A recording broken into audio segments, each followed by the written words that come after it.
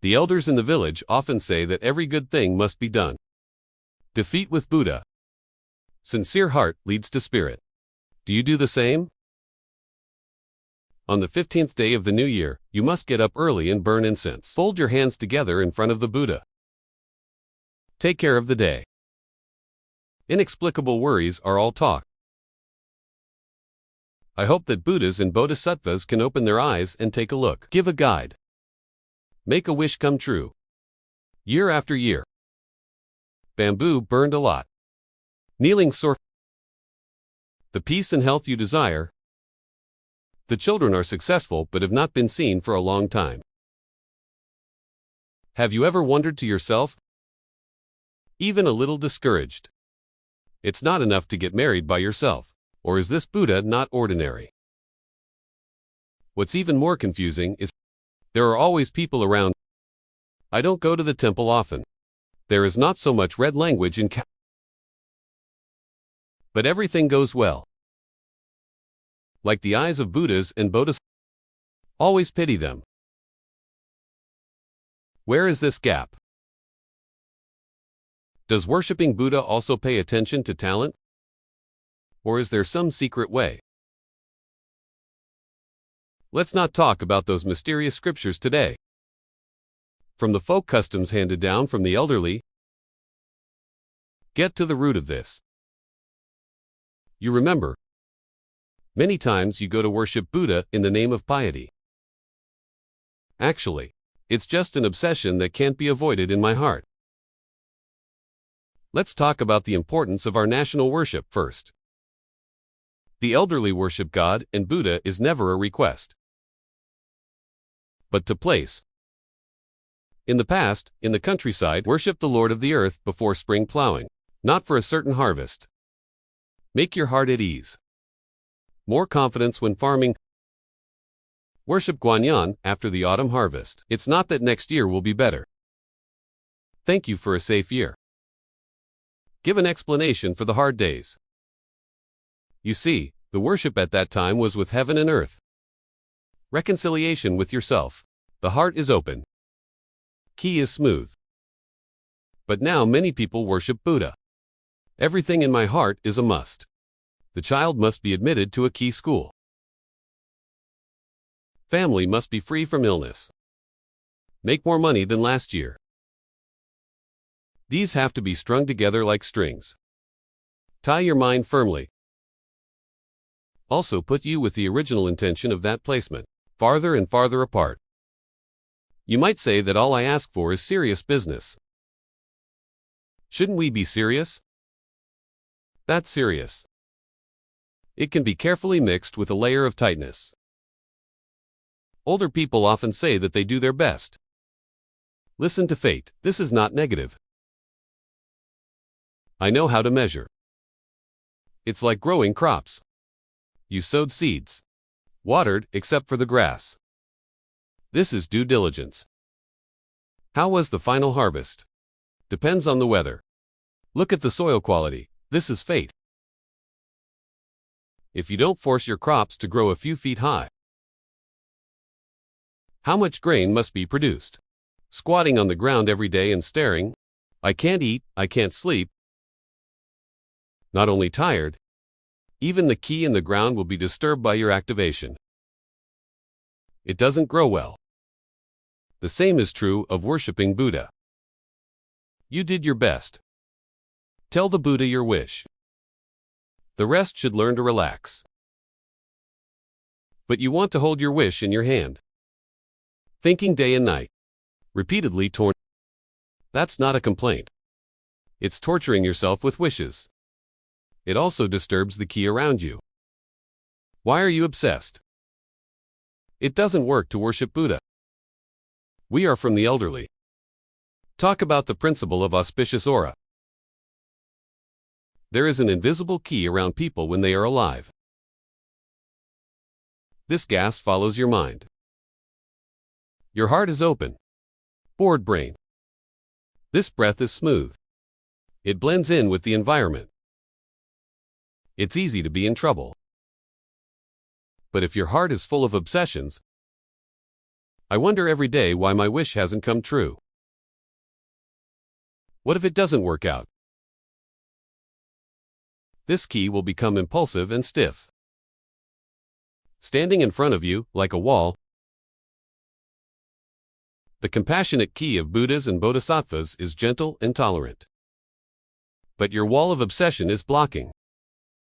No matter how good the breath is, it can't get in. Do you think this wish will work? Please think about it. Every time I go to worship Buddha, is there a string in your heart? Gratitude is not what's going on in my mind when I It's Buddha. You must remember my wish. Staring at the ashes while burning incense, just looking forward to the sachet burning straight. Think it's a good omen. If the incense ash is bent and falls off, my heart skipped a beat. I was upset all day. You see, your focus is on whether your wish will come true or not. It's all about your own gain and loss. This is not worship. It is clearly giving up on its own obsession. Find a place to stay. Make the obsession heavier and more difficult to solve. The elders often say that the state of mind is the spirit. This respect is not to be appointed as a Zen master. There is an old man in the country. Poor family, when young. Children have a hard time. He also often goes to the small temple at the head of the village to worship Buddha. Others worship Buddha and cry. Talk about your own suffering. Begging. He is different. Every time I go, I burn 3 incense in peace. Kowtow 3 times. Then sit on the stone at the entrance of the temple and rest for a while. Look at the clouds in the sky. Listen to the birds. Someone asked him, "Don't you wish?" What did he say wish for? I came to worship Buddha to calm my mind. When you are calm, you will be motivated to go home and work. The days will get better slowly. Later. This old man's life is indeed getting better and better. The children are also promising. You see, he didn't ask with obsession. Instead, I got the desired result. And there's a key insight here. Buddhas and Bodhisattvas are never spectators. It won't be because you burn a lot of incense, kowtow, just to favor you. Nor, a servant will not listen to your command. Satisfy all your desires. Buddhas and Bodhisattvas are mirrors, show the good and evil in your heart. Clear and turbid are teachers. Tell you the truth of dealing with people. Guide you on the right path. What you should really do when you go to worship Buddha. With the help of that solemn atmosphere, put the distractions in your heart. Let go of obsession. Make yourself understand. Many things are not asked for. It's made, not blessed. You come by yourself and follow the truth. You may have to ask again. I just want peace. Is this an obsession? Peace is of course a good wish. But if peace becomes a necessity, peace, no mistakes at all. That becomes obsession. An aunt prays for her son's safety every day. Son, on a business trip, he stayed up all night, burning incense in front of the Buddha. I'm afraid something will happen to my son on the way out. As a result, his body got worse and worse. The son got it because he was worried that he was on a business trip. I really had a little accident. You see, this is the opposite of obsession. The more you push things, what direction must we go? The easier it is to deceive. The old generation said that when the water is clear, there is no fish. No vomiting when people reach tea. The days are blessed. Peace is not absolute. Learn to accept a little imperfection. The rope in my heart is loose. Instead, it can protect the safety of those around you. Let's talk about the environment around us. The elderly pay attention to worshiping God and pay attention to the quiet venue. The heart wants to sink into the silence here. Not only is the paper temple clear and quiet, it also means that the place where you practice Buddhism should be quiet and tidy. No clutter. Why does the messy environment disturb the key and the obsession in your heart? It will also make the place where the palace Buddha is angry. Think about it next to your Buddhist magazine. Is there a lot of clutter piled up? Are there people making a lot of noise? But here's the thing. Every time you go to the Buddhist magazine, are you all in a mess? Stone's obsession. These things come together. The place where the Buddha is offered becomes a chaotic field. Even if you burn incense every day, it's hard to calm down. Wishes are naturally difficult to convey. There are methods handed down from the elders. You can try it. Only things related to the Buddha are placed in the place where the Buddha is offered. Don't pile clutter. Spend a few minutes every day cleaning the Buddha. Like it will clean up. When burning incense, close your eyes and take 3 deep breaths. Let go of the distractions in your heart first. Hands together. Quietly express your wishes. Then stand still for another minute. Feel the silence around you. Don't underestimate these steps. This is not form. Is adjusting your key? It is also adjusting the key of the common Buddha place. Let your heart blend in with your surroundings. When your breath clears, calm down. That heavy is the real heavy, rather than a memory wrapped in obsessions. Speaking of which, you might understand a little bit. Worship is not good. It's not Buddha's problem. It's your own problem. It was you who turned worshipping Buddha into worshipping obsession. You always think that if I ask, I must be rewarded. But forgot the good cause. The principle of achieving good results. What the Buddha and Bodhisattva taught us is to do more good deeds. Duoji virtue. Think less about gains and losses, less torn up. If you worship Buddha every day, but in life, complain, unkind to those around you, not responsible for things, no matter how much incense you burn, no matter how much you it's hard to get the result you want. Because you planted evil. How is it possible to get good fruit? The elders often say that the house of Jishin. There must be Yu Qing. This is not empty talk. It's a real truth. You think about the people who had a good time in those days. Are they all kind? Do you often help others? Even if they go to worship Buddha, it's just gratefulness, rather than taking. Even if there is a wish, I just hope I can do more good deeds. Rather than hoping that you can get something for nothing. This is the state of non-obsession. Open heart. Be practical. Smooth aura. Nature can be protected by heaven and earth. Receive the pity of Buddhas and Bodhisattvas. You may say that I also want to let go of my obsession.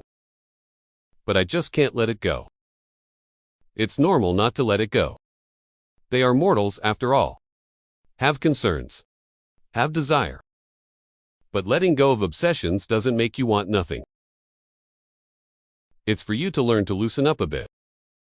Learn to let nature take its course. For example, you ask your child to get into a good school. Don't always force children to learn. Don't always think about what to do if you fail the exam. But to encourage the children to spend more time with the children. Do what you have to do. As a result, let the child bear it himself. Please pray for the safety of your family. Don't always worry, but more concerned about the health of the family. Communicate more with your family.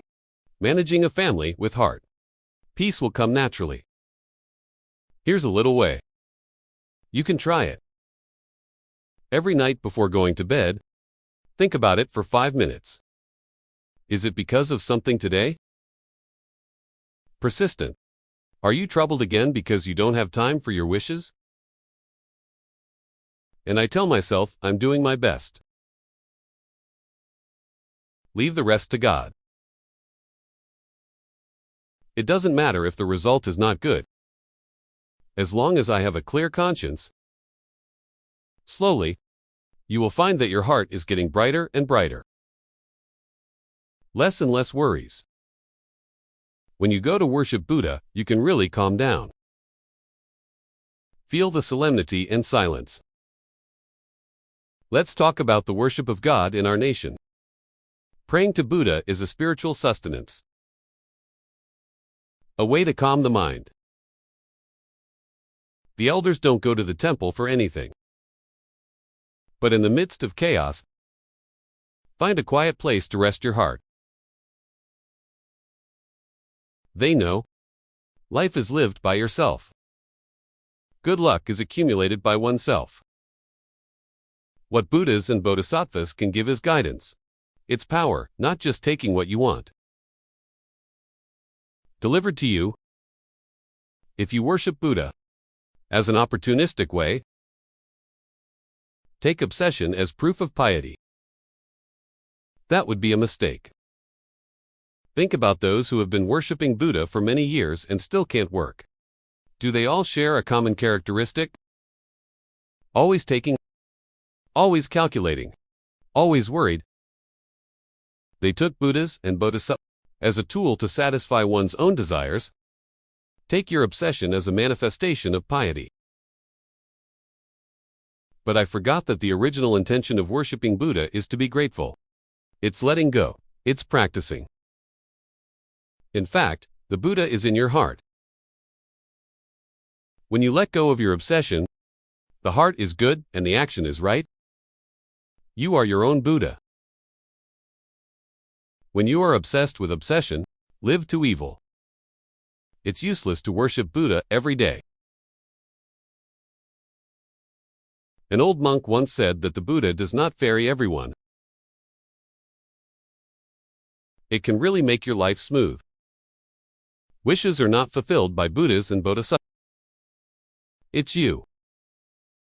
It's not anyone else who can really block your good luck. It's your own obsession. You go to worship. It should be to learn the compassion of the Buddha. Buddha's wisdom. Learn to let go of obsessions. Learn to make peace with yourself. Learn to use peace of mind. Facing the ups and downs of life. Instead of worshiping your own obsession, let yourself sink deeper and deeper. You can try to change the way you worship Buddha. Next time I go to worship Buddha, don't make a wish. Stand quietly for a while. Look at the faces of Buddhas and Bodhisattvas. Feel the silence in the temple. When burning incense, don't always think about your wishes. First, say in your heart that you are grateful for the guidance of the Buddha and Bodhisattva. Let me live safely until today. When cowing, don't always wonder if the Buddha will bless me. What good did I do today? What good things can we do tomorrow? Slowly you will find. Worship is no longer a burden. It is a desire to enjoy, not an obsession. It's a driving force. The old generation often says that your life is made by yourself. Ask for happiness. Your destiny is not determined by Buddhas and Bodhisattvas. It's your own words and deeds, decided by thought. Your luck is not something you ask for. I accumulated it myself. Obsession is like a black fog, blocking your view, disturbing your mind, let you not see the beauty in life. I can't feel the warmth around me. Only let go of obsession. You can clear the black fog. See the sun. To calm down and feel happy. You have been worshiping Buddha for many years and it still doesn't work. Don't blame the Buddha. First, think about whether you worship the wrong person. You worship the persistent gain and loss. Torn to failure.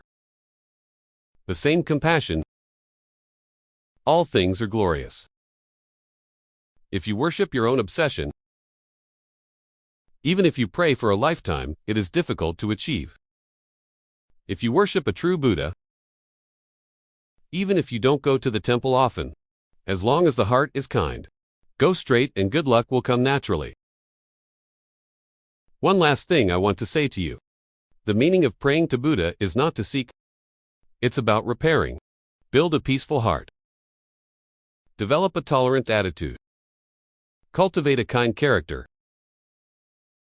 When you fix your heart, do a good job. Obsession will naturally let go. Wishes will come true. Then you will understand. It wasn't the Buddha. You prayed wrong before. It turns out that the real Buddha is in your heart. Faith in our nation. Never superstitious, but to give people a spiritual sustenance. We have a code of conduct. Praying to Buddha is not for anything. It's about making yourself better. Let go of obsession. Make peace with yourself. Reconciliation with life. This is the true meaning of praying to Buddha. That's what the Buddha and Bodhisattva really want to tell you. Hope you can understand this. From now on, prayer can be quiet. Life can be smooth. Peace of mind. Maybe you still can't let it go now. It's okay, take your time. Change never happens overnight. As long as you have the idea to let go of your obsession, as long as you are willing to adjust your mindset slowly change your behavior, you will definitely feel a different change. Next time you go to worship Buddha, let's try the method we said. Calm down. Let go of obsession. See if you can feel a different atmosphere. Can it make my heart feel more at ease? The elders often say that they see people's hearts with time. It's Maki. Your change, your persistence, your kindness. Sooner or later, it will pay off. Stop wasting time on the year of worship. It's easy to pick up, hard to put down.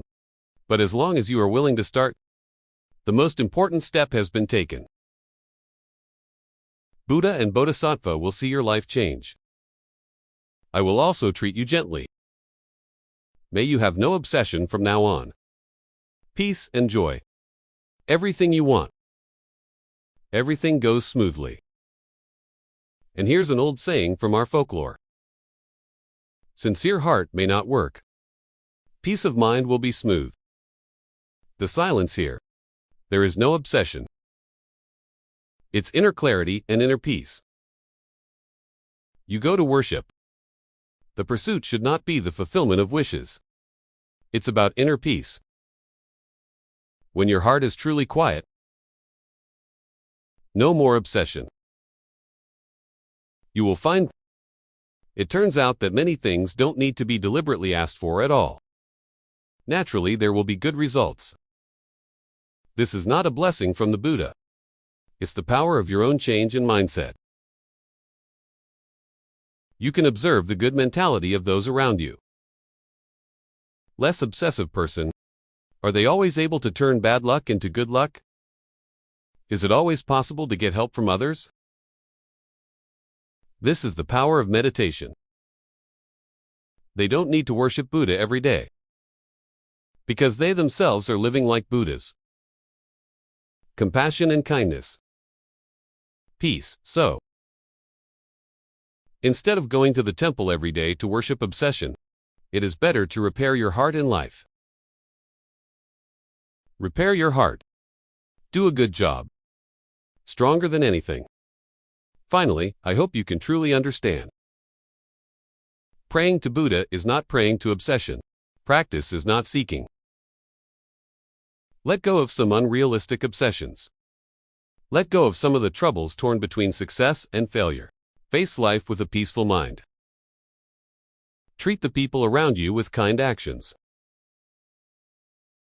Believe in the near future. You will definitely be able to feel the beauty of life. You will definitely be able to realize the wishes in your heart. This is not the gift of Buddha, but the result of your own efforts. This is not the power of superstition, but the wisdom of life contained in national beliefs